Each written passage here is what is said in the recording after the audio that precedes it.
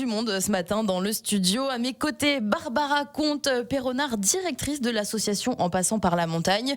À ses côtés, Clotilde Guillet, chef de projet de l'association. Elles sont présentes ce matin pour nous présenter justement cette association En passant par la montagne qui organise Fête de la rando, un événement à Servoz. Bonjour mesdames. Bonjour. Bonjour.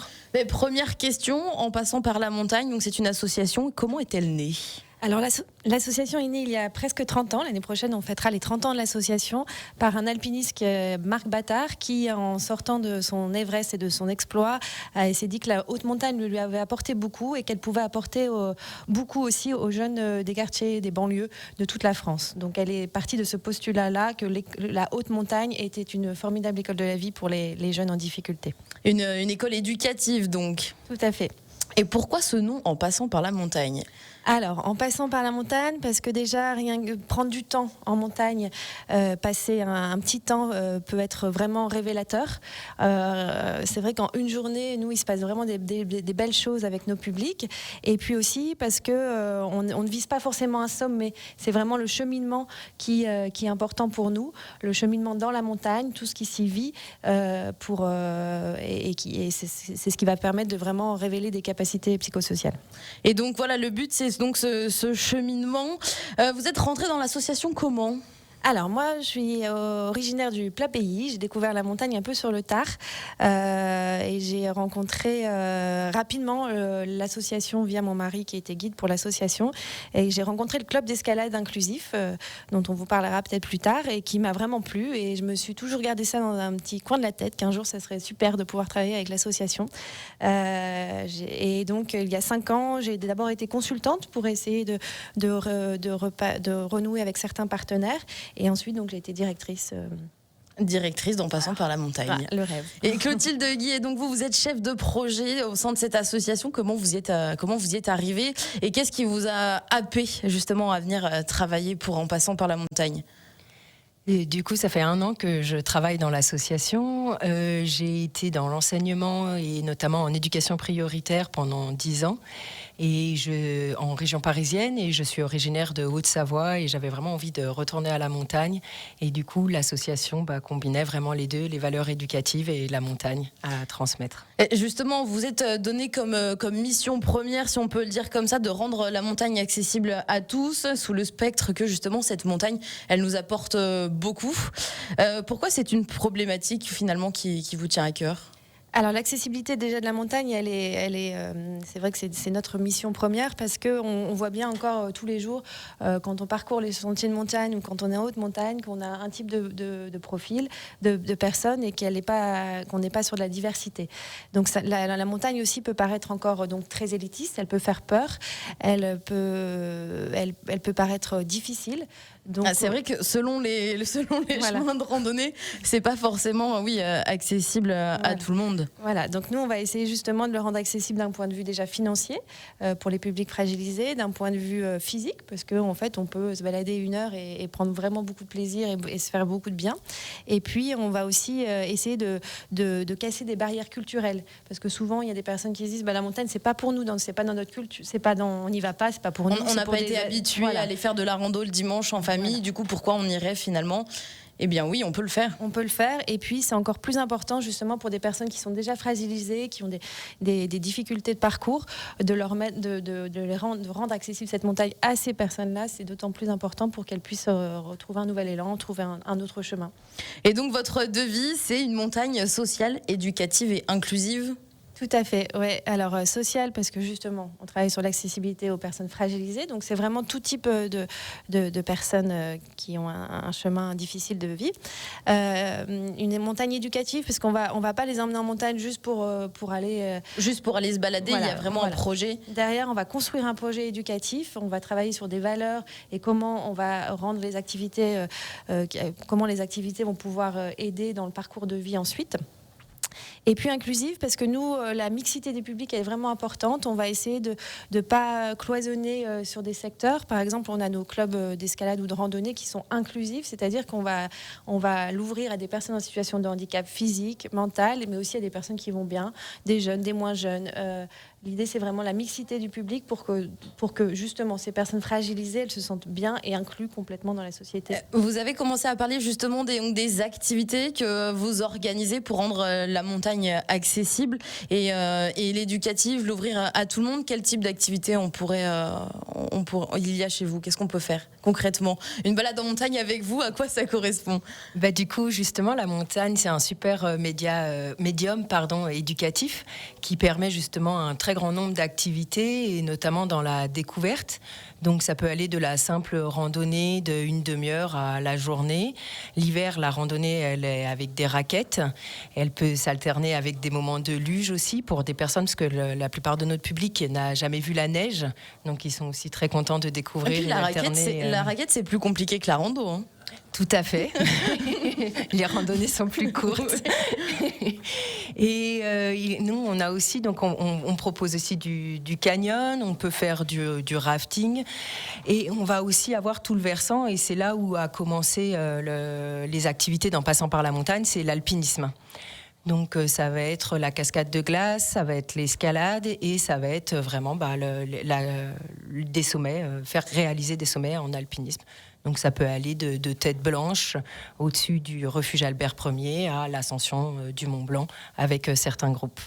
C'est ce qui est beau justement dans ce projet, puisqu'on se dit l'alpinisme à la base ce serait plutôt pour l'élite finalement, mais moi la première qui fait un peu de rando, je suis pas encore prête à monter le Mont Blanc.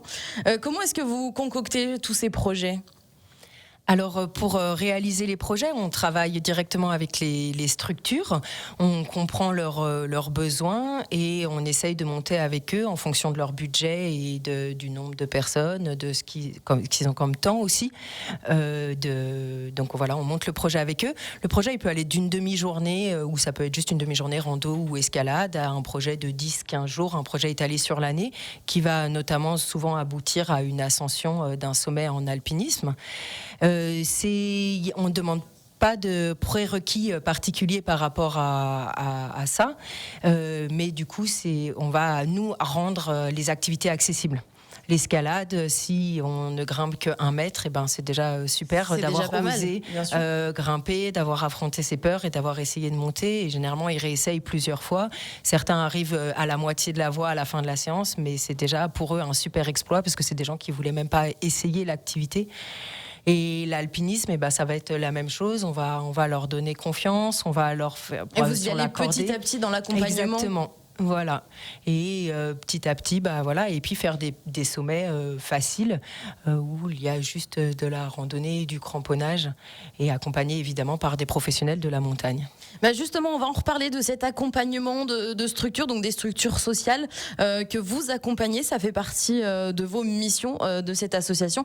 On va en reparler dans quelques instants. On fait une pause ici sur Radio Mont-Blanc. Nous sommes donc en plein entretien avec Barbara Comte-Perronard, qui est directrice de l'association En passant par la montagne. Elle est donc accompagnée de Clotilde Guillet, qui est chef de projet de l'association. Le but de cette association, c'est de rendre la montagne accessible à tous, une montagne éducative, inclusive, sociale. Et justement, votre mission, une de vos missions, c'est donc d'aider des structures sociales, justement, pour aller dans cette direction-là. Oui, alors nos projets, ils sont à vocation éducative. On utilise la montagne comme médium.